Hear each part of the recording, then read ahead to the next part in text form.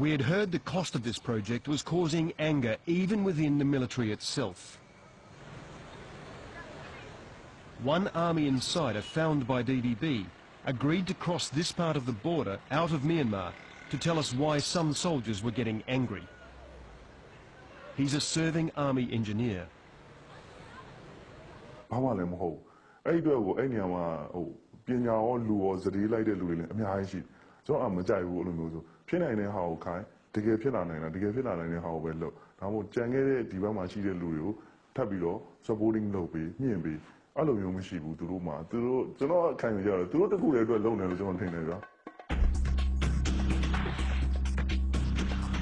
To maintain their hold on power, the generals have tried to protect themselves from popular uprisings by moving to a new purpose-built capital far from the major cities.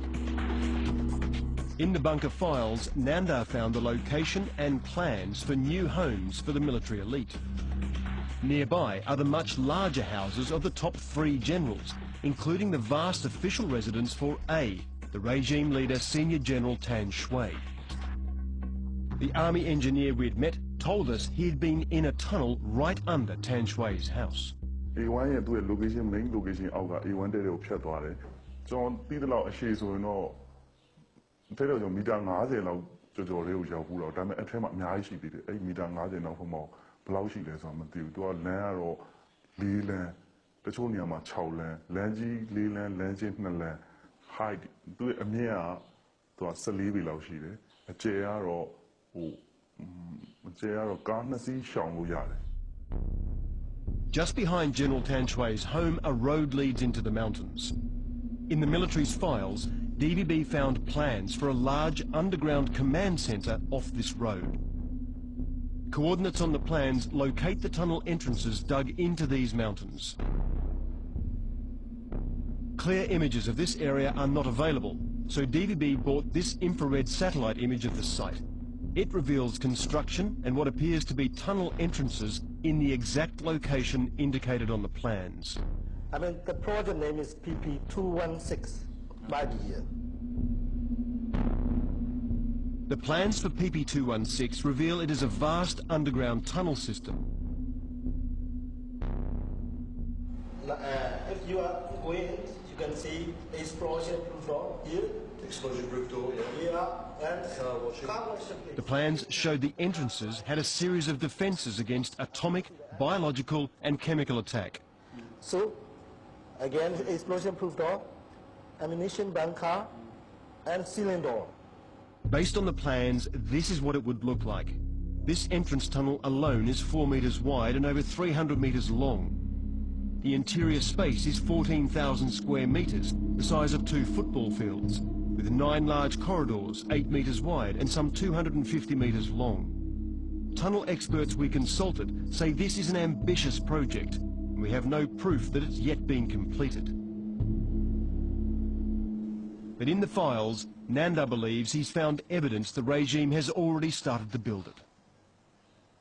We have better files for PP216 and purchasing order, equipment list.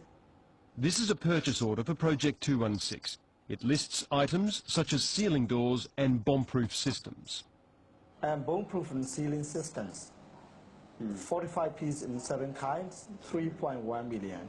And electric equipment, ventilation equipment, and total of the amount is 21 million, 21.5 million. In further proof work has already started, we found a man who said he'd worked on a large underground command centre. He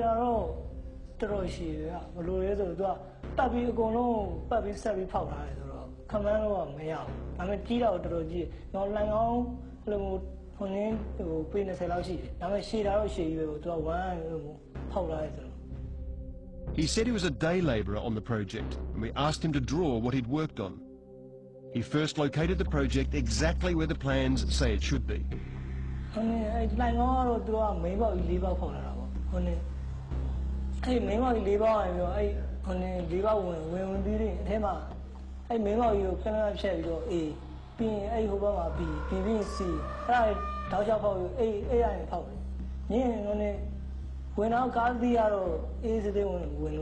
His drawing matched the military's blueprints for Project 216.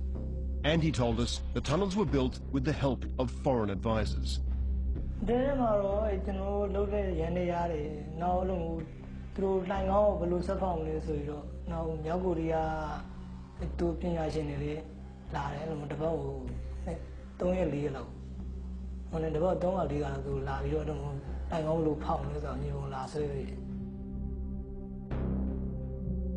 These pictures were found in the regime's tunnel files. A defector known to DVB who was there said these were North Korean tunnel experts teaching Myanmar army officers tunnel engineering.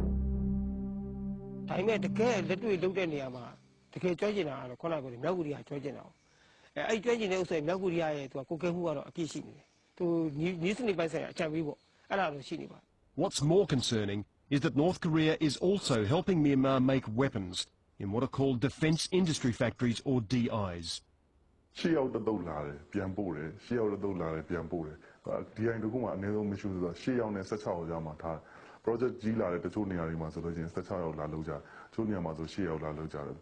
Proof the regime is seeking North Korean weapons came in these leaked photographs. They reveal an official visit to North Korea by Myanmar's number 3, General Shui Man, in November 2008.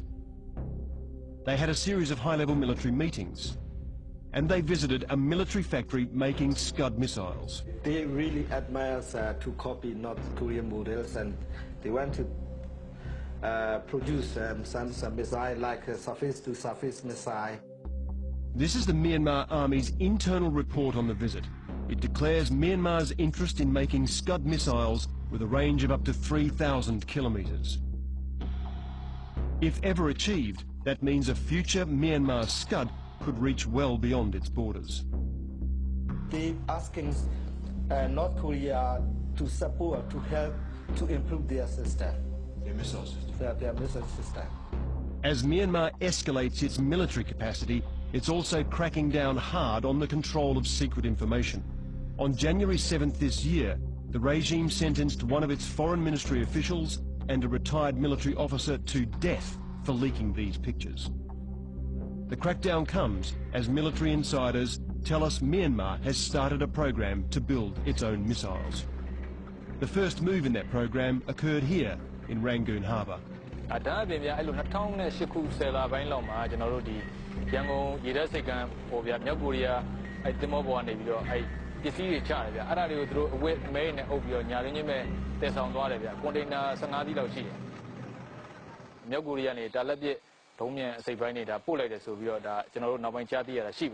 The United States is becoming increasingly suspicious of this link and threatens to stop North Korean weapons shipments to Myanmar. This uncertainty of supply fuels the regime's interest in establishing its own weapons program.